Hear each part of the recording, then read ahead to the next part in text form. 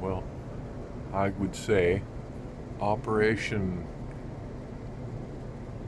Add Some More Silver Dollars has been a resounding success.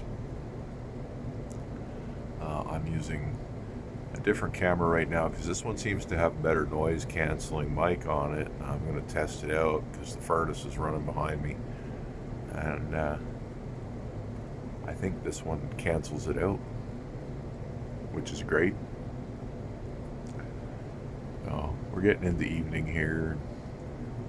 The lighting's starting to mellow out, starting to calm down a little bit, and when that happens, the fish start to shoal. Even the Oscars, you can see here, they're starting to pack up, and behavior changes with the lighting. It's really cool. So when we get into this early evening stuff, the shoaling begins, both for the silver dollars and the Oscars.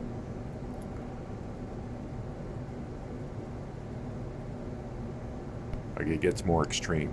The silver dollars kind of do it all day, but they really tighten up. Everybody tightens up as the evening lighting starts to kick in. So they have a day, and these 24-hour timers are the way to go. I've moved one of these lights here. I took it out of the unused 65-gallon and I put it upstairs in the discus tank. So we're giving them a better sunrise, and it's going to activate first tomorrow morning. And I'll be up early to watch that. Hopefully I'll get it on video when it starts to come up. And we'll see if the discus are behaving in that shocked manner that we saw earlier today. When I first put that light on, it wasn't shocking them as bad because the old school light was really bright. So when I turned that one on, they would literally bounce off the walls. This one, the one that's upstairs right now, they'll go bouncing off the walls, but you can tell they're having trouble adjusting their eyes. So these Heigl ones here, when they were in 24-hour mode, they come up very slow. They start with like no light, and then it slowly creeps up. So it should give the discus time to adjust their pupils before the main light kicks in later on. And that's exactly how we're running the lights down here now with these Oscars. So these internal lights will turn on first, and they'll start cycling into night mode first. So the corners get dark first, the middle stays lit up, then the middle starts to fade, and then the middle shuts off. And it'll run the same way upstairs, but I've only got it on one side. I only put one on one side of the discus tank, and it's the side where they tend to sleep. They tend to sleep over here in the discus tank. So I put it there. I could buy two, but it's just overkill. And the only reason I need one of these up there is to adjust their eyes. So I'm only going to do the one side of the tank up there. It'll be like the sun's rising in the east, and then after things brighten up enough to make them comfortable, the main light should kick in, and the whole tank will be lit. So it'll be like the sun came up from the left side, and then boom, it went over top of the trees, and the whole tank lights up. That's what the discus should experience from now on. And it also means I need to buy another, $30 light for the 65-gallon tank that I robbed, but that's fine. So you can see the water is just absolutely pure, clean, and clear. I've just about got this whole system dialed in. I had to grab another one of those $20 UVs, and I'm going to throw it in one of the barrels. And that's just going to sterilize this whole system, keep it sterilized. And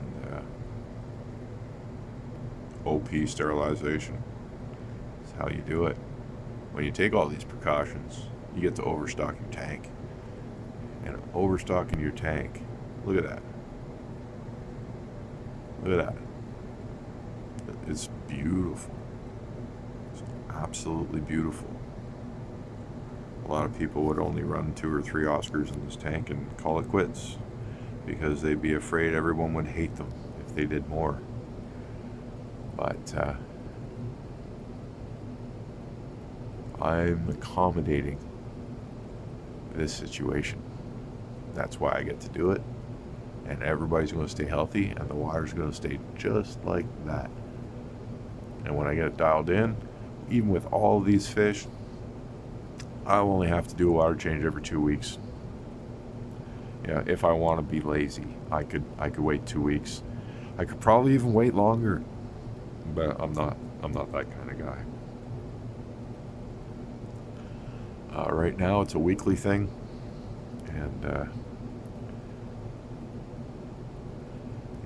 the whole entire system's only been set up a few months, so I'm not gonna get lazy or nothing. It's gonna stay a weekly thing for the foreseeable future. But I'm just saying, even right now, if I had to go 2 weeks, everybody would be fine. I just I just don't. Let's put it that way.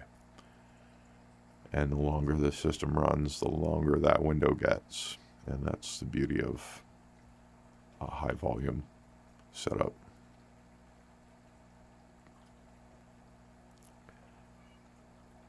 That's just minor stuff right there. Nothing to worry about.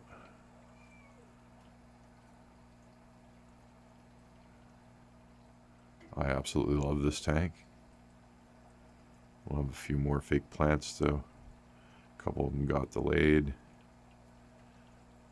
I think one shows up tonight and the rest show up tomorrow. So, and it's because I have too many of one kind. And they seem to all really enjoy swimming through and sleeping in them, basically. When they sleep, they're all down into plants and huddled up. So we'll give them some more bedding, keep them happy.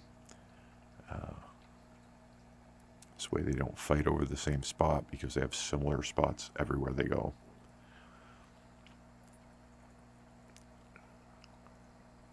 And the plants, they can just swim right through them. These plants that I'm buying are all, they can push them out of the way. The big girl picks them up and reorganizes them. She before bed last night, I've got to make some clips and make some shorts, but of her doing it. But she was pushing the plants around to make room in places she wanted the room to be. And it was kind of like she knew what she was doing. And she said she's arranged these plants. I put them in one way, and she's done this to them. I had plants all up on this side. Now she's done this. So I'll just let her keep redecorating. She's the only one that redecorates too. Look at them silver dollars. It's just, oh my God, I love it. It's like having piranhas without all the problems of piranhas. And it's just, it's the same visual appeal without the raptor issues. Just gorgeous. Definitely my favorite aquarium, I think. I don't want to let my discus down, but visually, I really like this tank. I'm so happy with it. Let's go check out the parrots a little bit. And here we are at the parrot tank. I mean, I love this tank too. I don't know which tank I like more. They're just, this is how multi-tank syndrome happens. You just look at every single one and you're like, oh my God, that's so nice. And then you need more.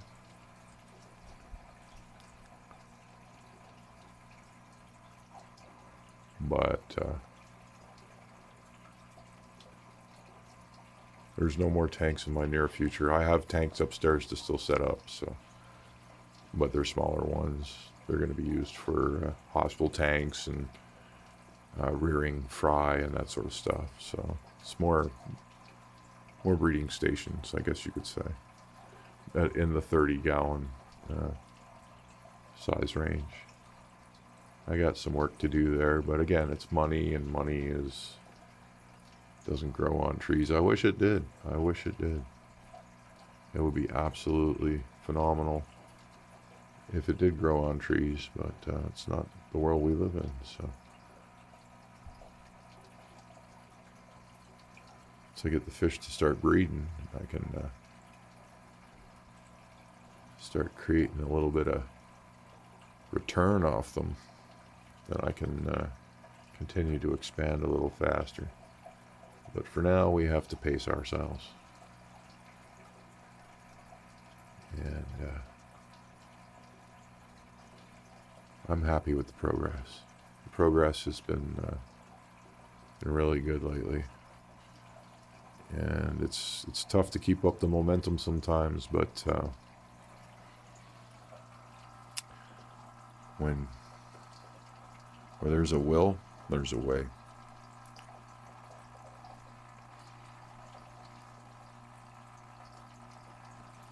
I think I heard someone say that when I was like probably 6 years old, and I've never forgotten it.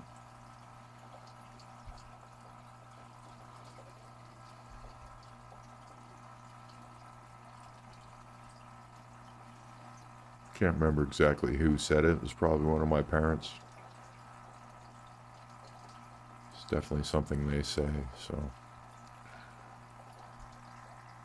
Which one it was, I'm not sure.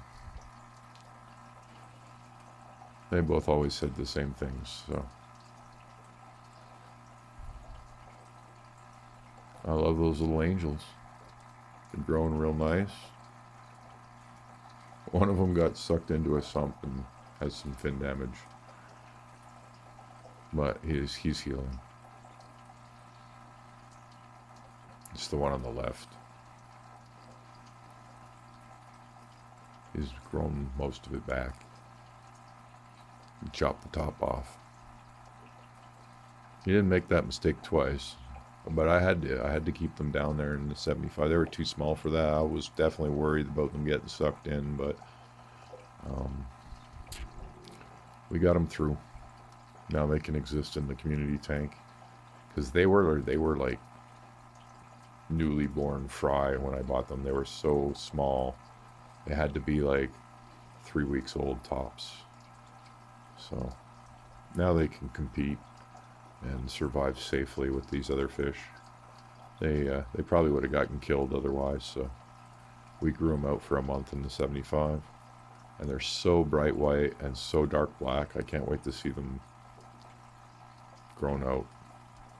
I've never seen an angel that white before, not in person anyway. It's like white. It's like bleached to the max. And then the blacks are black. And there's a sheen to them. So I can't wait to watch, like, he'll color up, right? But he's only got black and white, so hopefully it gets brighter and not duller with time, but we'll see. I think it's going to stay like that. And he's going to have like a nice shiny sheen to him. Very pretty fish.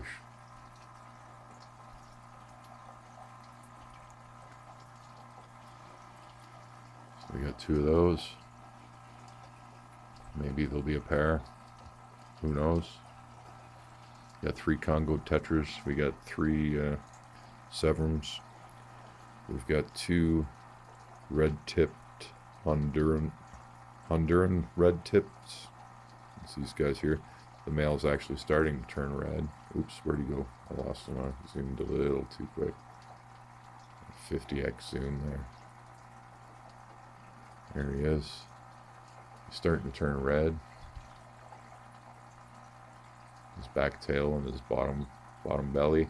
So I believe I have a pair of these. And that's the fish that was crossed with the blood parrot to create the polar parrots. So I'll also be able to create a new strain of polar parrots if I want to. But I want to breed the polar parrots with the blood parrots. And I'm curious to see what that will create. It should be interesting. So anyhow, this one's been long enough. But I like talking about my fish. And no one around me likes fish. So I share this stuff with you guys and get it out of my system.